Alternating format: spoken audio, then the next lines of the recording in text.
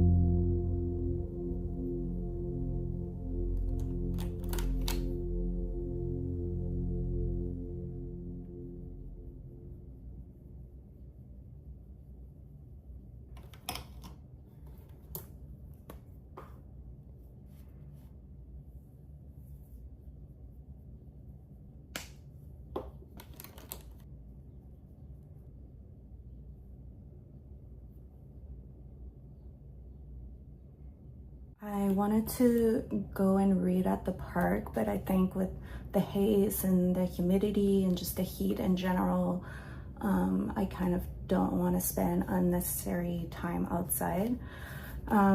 This weekend we drove by, or was it this weekend or a few days ago, we drove by kind of like a small used bookstore in the city, and I've never been to that one specifically, and it looked really nice, so I'm gonna go and see what they have, browse their selection. What else? This weekend we went to this really cool what is it called in English, like auction house, and we ended up buying one piece of art. So basically it's like once a month they open it to the public, the general public, and you don't have to like bid on anything, you can just buy the pieces. We were going to Jean Talon Market, and then we saw that it was open, and it was the first Saturday of the month or something, like they have a specific date every month, and it was open, so we went, and I'm very glad we went because, like I said, we got it for really cheap.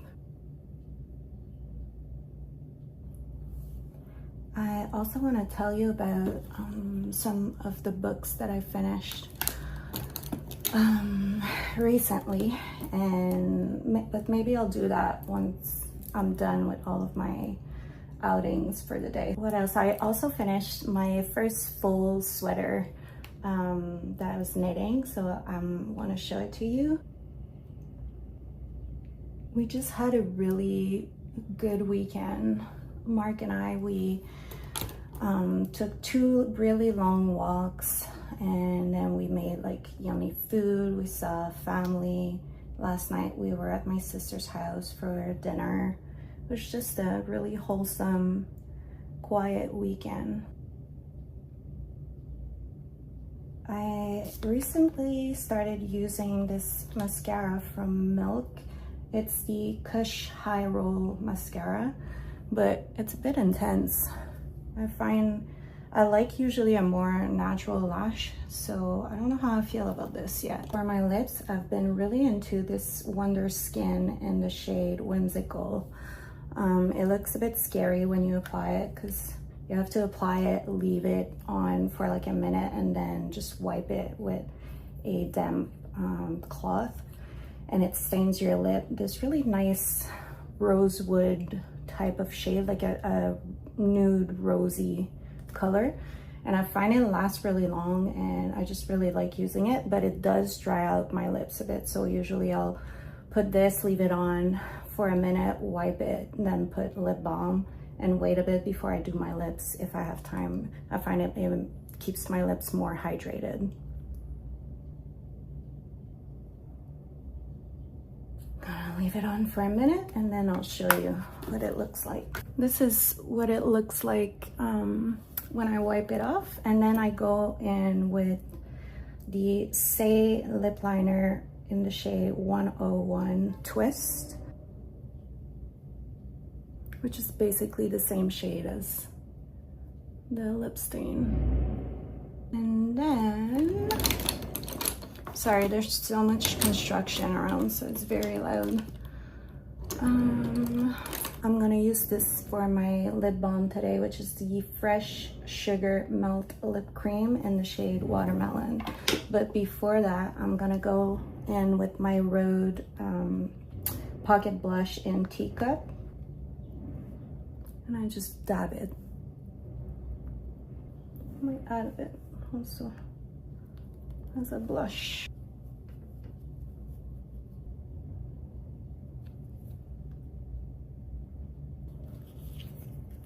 For my fragrance today, I'm gonna go with Te Matcha 26. I'm still very much obsessed with it.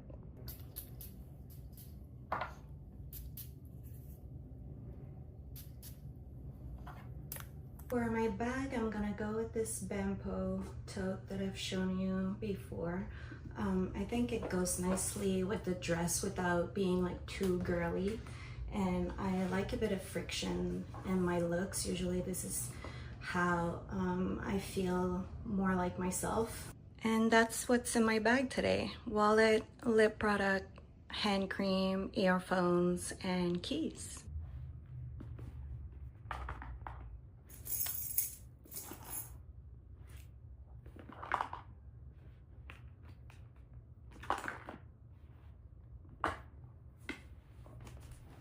Also, I'm gonna bring my e-reader.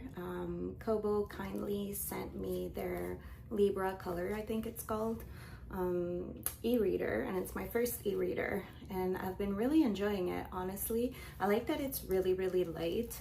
Right now I have it in the case, but when it's just on its own, it's so light, and I really enjoy using it at night in bed, but also just to carry with me. I would have loved to have it while we were traveling. It would have been much easier. And I'm currently reading Witold Gombrowicz, The Possessed. I think that's how you pronounce his name. I'm not so sure, but I was watching Melissa's video here on YouTube and she recommended that book. So I picked it up and I'm about like 15% in according to my e-reader, and I've been enjoying it so far. So this is also coming with me today. So this is the piece that we got over the weekend at the auction house. It's by Vittorio Fiorucci, who is one of Quebec's most famous illustrator.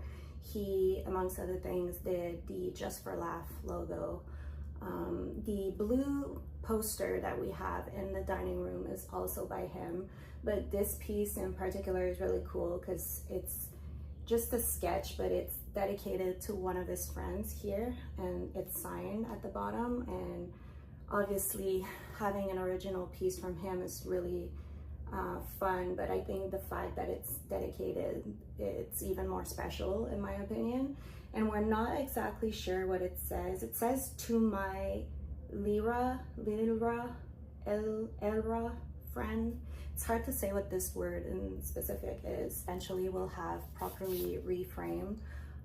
The gold frame is fine. It's just not something we would have picked personally, but eventually we'll do that, not right away. For now, it's fine as is. We got it for an amazing deal, honestly. It could have went for 3 to 4 times more than what it sold for.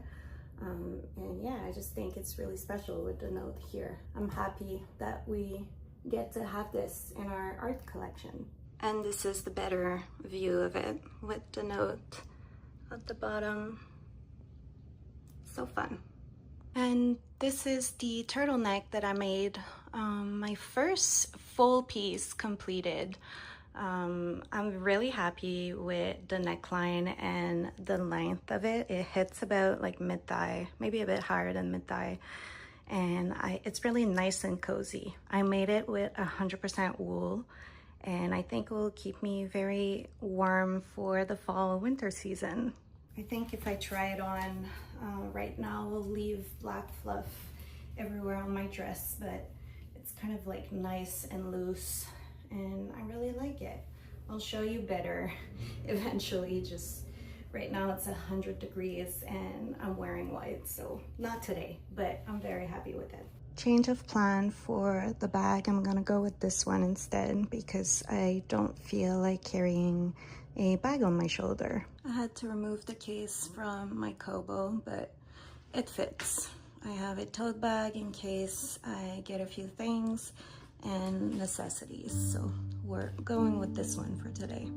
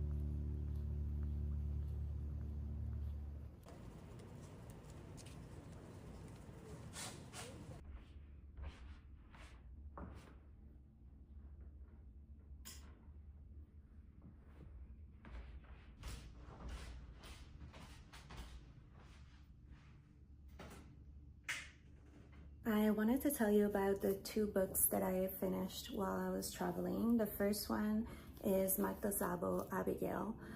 This one follows Gina, who is a teenager growing up in Hungary during World War II. She is sent away by her father to a very grim and religious boarding school. She's not happy about it. She rebels and fights with her fellow students and teachers and becomes ostracized. One day she needs help and she sends a message to Abigail, who is one of the garden statues. and from there the story continues. It's typical Magda Szabo. The plot is good, but the way she writes her characters is really what stands out for me and what pulls me in. I thoroughly enjoy this. And then from Milan to Paris in the train, I started reading Tropic of Cancer by Henry Miller. It's his first novel, and it follows a young American writer who makes his way through the 1930s Bohemian era Paris. And he meets a bunch of different characters, and you get to find out more about them through his stories and memories. It reads like a stream of consciousness, or even like a rant at times. I found it quite hard to get through just because the way he writes about women is disturbing and really disgusting at times, and I thought that was quite hard to get through those sections. There's a heavy theme of poverty and starvation in it, and kind of what it does to your mind. He celebrates freedom through degradation. And this novel actually was banned in the US and the UK for many decades because it was deemed obscene at the time. And I can definitely understand why it was deemed as such and why it is still very important piece of work in the literary world. But I wouldn't say I enjoyed reading it. I'm glad I did, but it was kind of hard to get through at times. And then today I got two new books. The first one is Penguin Classics story collection, 3 Gothic novels. Included in this is Walpole, The Castle of Otranto, Beckford's Vathek, and Mary Shelley, Frankenstein. I got it for the first 2 stories. Obviously, Frankenstein, I have already 2 copies at home, but it was $4, and I was interested in the first 2 stories, which are said to be some of the best ones in the genre. So I'm excited for this. Let me know if you've read any of these. And then the second one I got is Maurice Leblanc, Arsène Lupin, Gentleman Thief. This one is a collection of stories. It's about a thief who robs the rich and famous, basically. It even inspired the Netflix TV series of the same name, Lupin, I think it's called. So I thought this would be a fun, easy read. I don't think the stories are very long, so I can kind of just go through it as I'm reading something else also. So yeah, those are the 2 books that I got. Now it's almost 3. I'm gonna wait for Mark to get home to make dinner. I rushed home because I thought it was gonna rain and I had no umbrella, but now it looks like the sun is out again, and we don't have much for supper. I grabbed like a package of dry pasta, and we have some pesto that we could use, or otherwise it's gonna be a chicken nugget and fries dinner, which honestly isn't bad at all.